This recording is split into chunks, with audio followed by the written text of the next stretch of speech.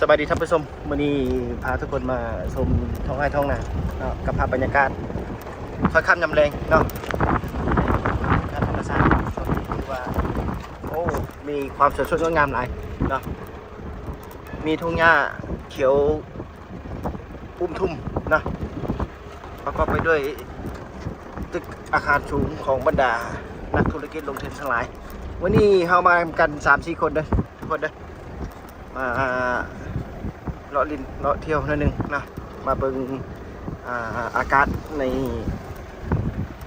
ป่าดงดิบเนาะผมเป็นป่าดงดิบทุ่งนาอะไรครับสิบาเนาะ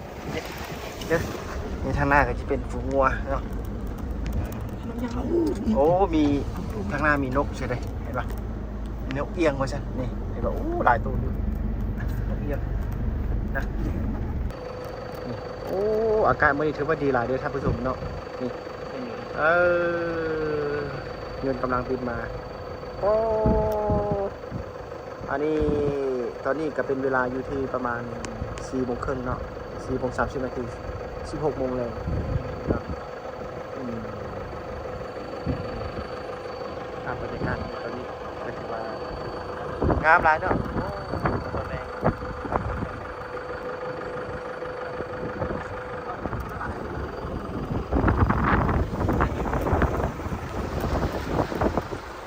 เงินนั้นนี่คือจะลงไปได้ที่เมืองตัวเป็นไป